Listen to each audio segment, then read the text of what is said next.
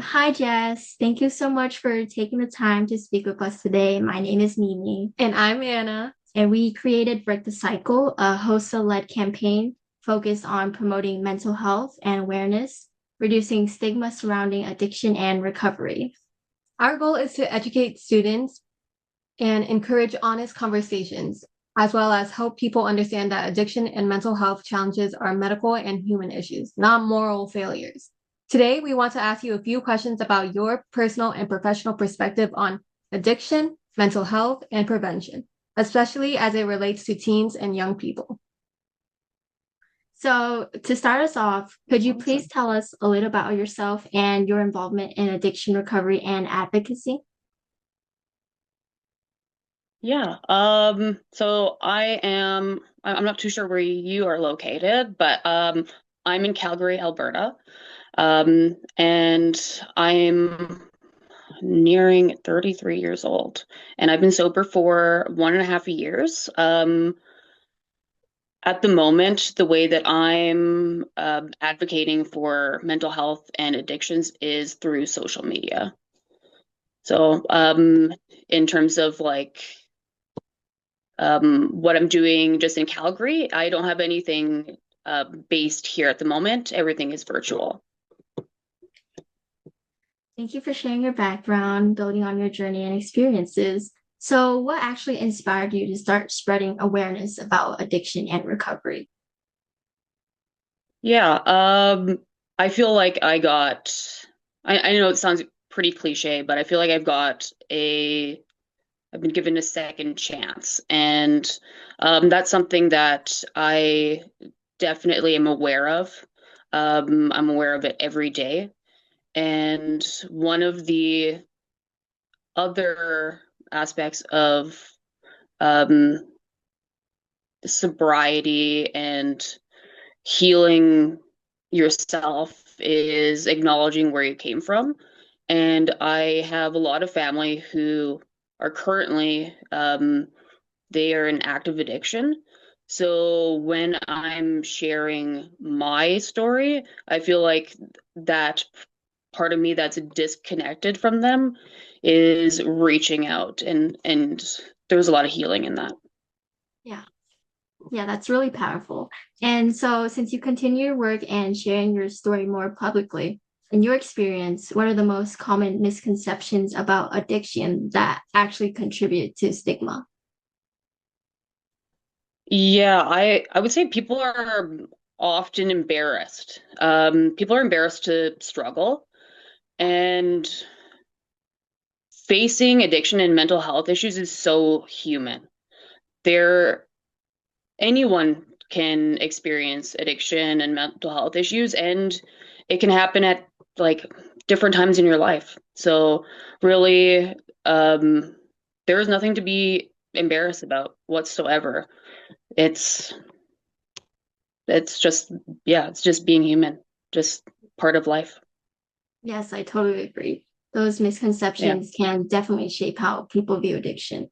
So, Yeah. expanding on that, what aspects of Mhm. recovery or healing you feel are often overlooked in most public conversations? I would say I feel like when people are talking about addiction or admitting that they have an addiction, that they feel like they are in debt to that realization. So it is it's almost like a constant surrender where you have to say, okay, this is who I am. I am an alcoholic. I'm an addict. I am someone who's living with anxiety, depression.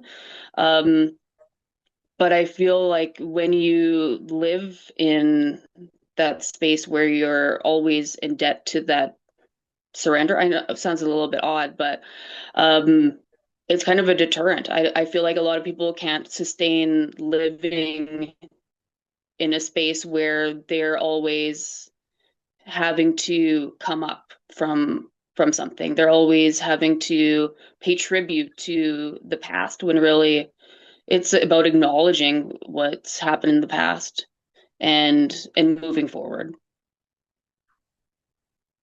Well, Thank you. Shifting a bit more towards the personal side of recovery, what inner Yeah. changes or realizations were most important in your personal healing process?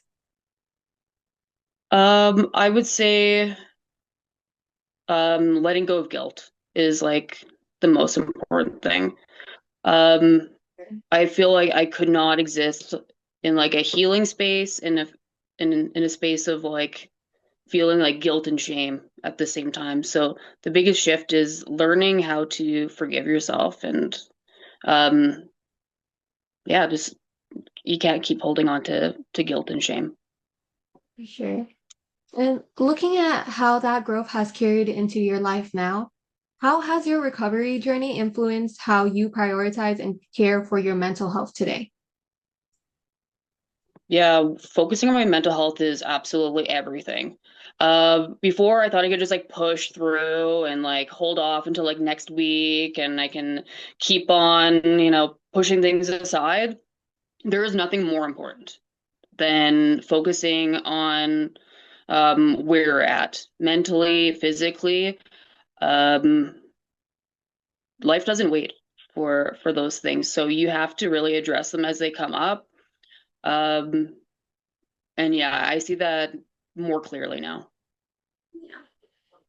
And as someone who continues to advocate and share such meaningful experiences, as an advocate, how do you stay grounded and protect your mental health while continuing to share your story? Yeah, that's like a really good question because I feel like there's so I've always been kind of afraid of that. When I would start talking about this, I'm like, oh my goodness, like I'm someone who like feels so deeply. Am I going to be caught up in trying to be like the rescuer of people? Um, but the only thing that I can do is like show people how I live and show people how I do things. And if that resonates with people, then that's fantastic. But you can't scare anyone or guilt or shame them into doing anything.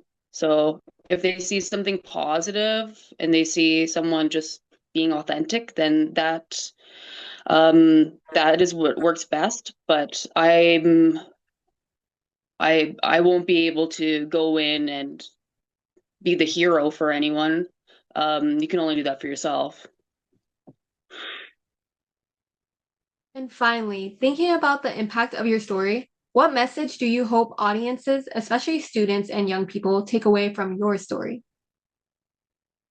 I hope that people see that it is more than just like not drinking and like doing drugs.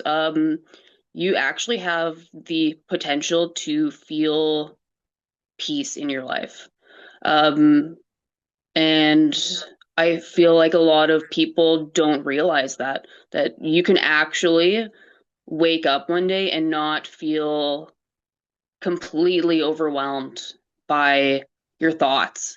You can actually wake up and you can have, I guess, you can think like what you think everyone else thinks like. You can wake up and have gratitude and you can just walk a little bit more lightly. So you just feel, yeah, it's definitely, I think about achieving peace. Yeah, inner peace for sure. Okay. Thank you for your time and sharing your story. We greatly Yeah, appreciate thank it. you so much.